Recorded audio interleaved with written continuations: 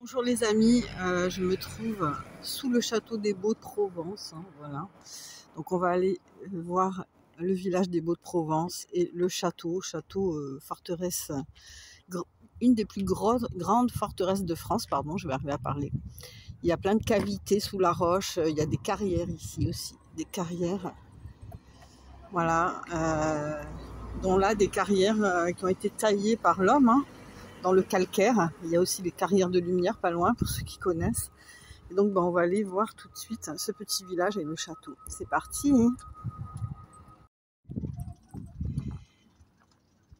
Il est super haut et impressionnant.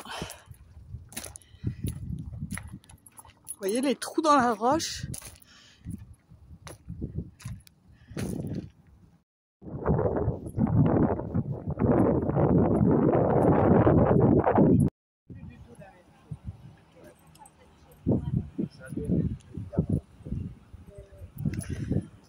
Alors là, on rentre dans les Baux de Provence. Il faut savoir que dès qu'on arrive, ça sent le thym et le romarin. Ça sent trop bon, en fait.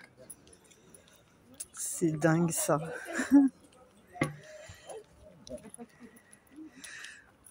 En dessous, là, il y a la plaine et il y a beaucoup d'hôtels de luxe.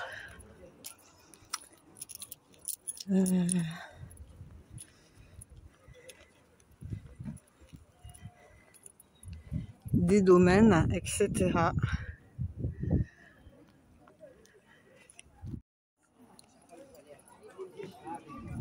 C'est comme qui m'avait envoyé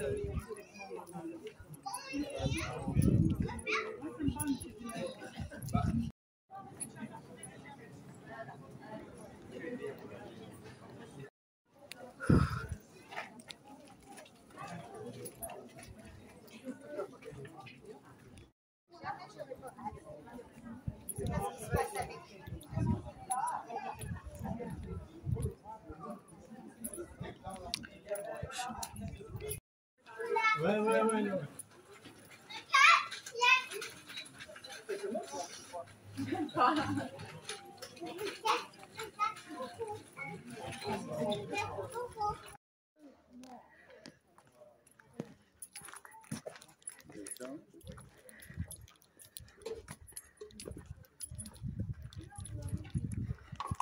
Oh là.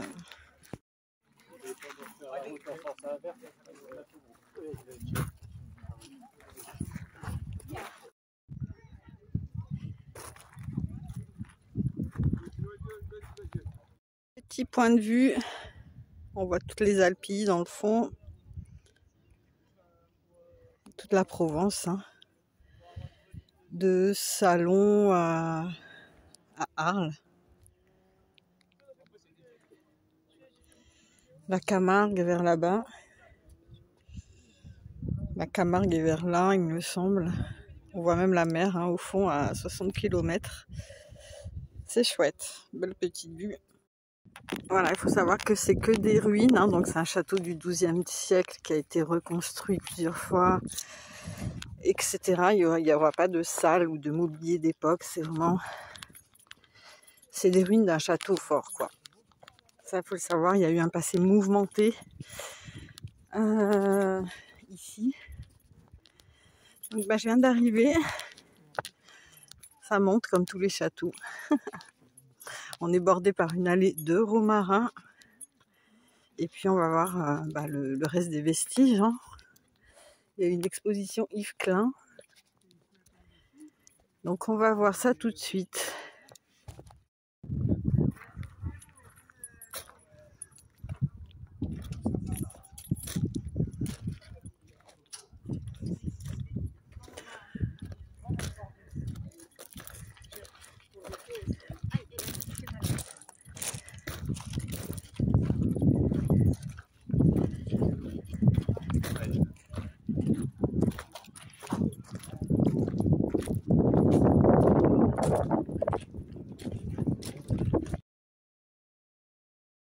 Alors ici nous avons le pilori, hein, constitué de 2 poteaux portant une planche fixe et une planche mobile, le pilori ou carcan, serrer les poings et la tête des condamnés.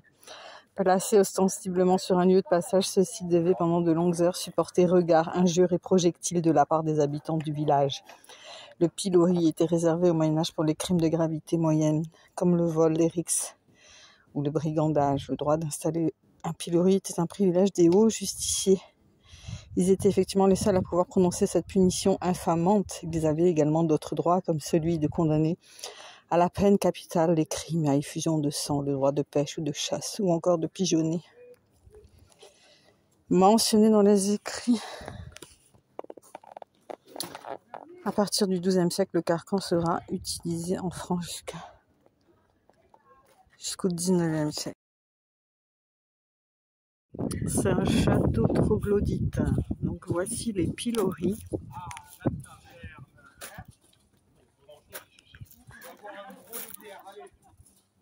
Voilà, il y en a deux. Il y en a un plus petit que l'autre.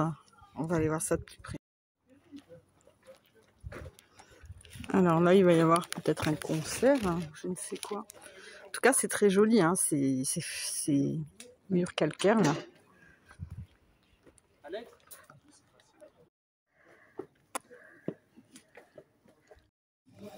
Alors,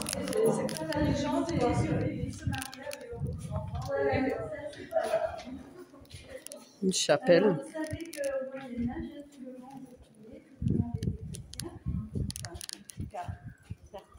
Et chaque château avait sa chapelle. Hein. Quelquefois, il y en avait deux même. Voilà. Alors, nous allons voir le donjon maintenant. Le donjon, c'est une partie très importante du château. Alors, ils ont mis le ficelle.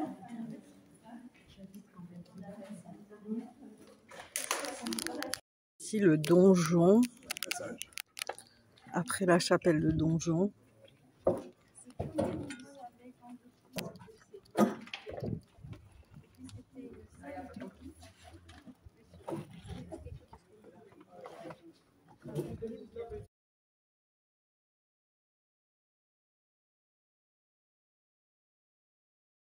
Dans les salles basses du château et on va continuer.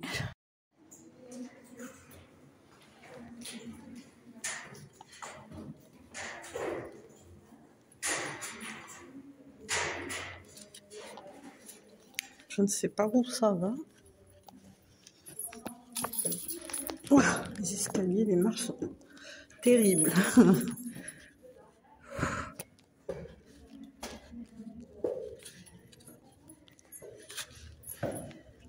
Ce château, je vous le dis, il faut des baskets.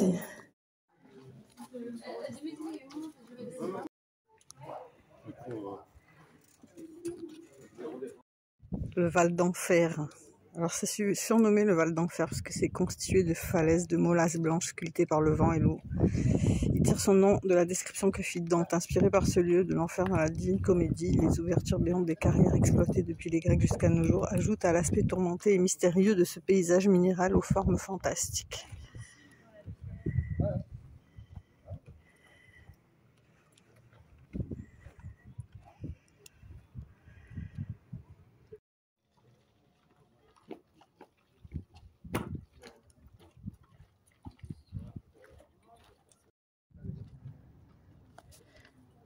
Catapultes en bas, 3 catapultes.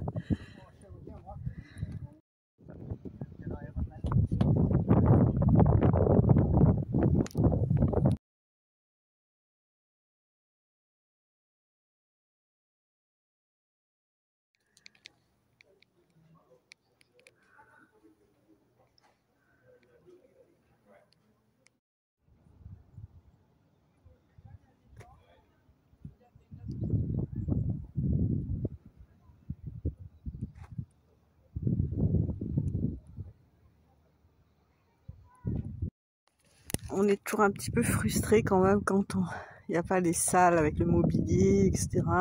C'est ça que j'aurais plus voulu voir. Bon, ça reste une sacrée forteresse, hein, on sent que voilà, mais comme tout est à l'air, l'atmosphère est différente d'un château fermé, quoi. Voilà, là j'aurais voulu voir les pièces, mais bon, ça sert à rien de dire j'aurais voulu, puisque de toute façon le temps a fait son œuvre et que voilà. En tout cas, c'est sûr que c'est un bel endroit, hein, c'est un bel endroit. Voilà.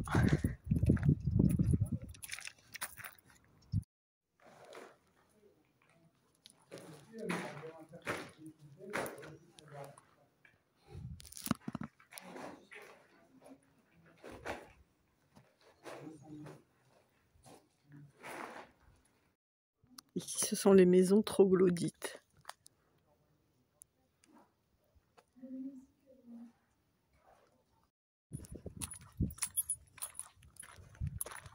Les maisons troglodytes.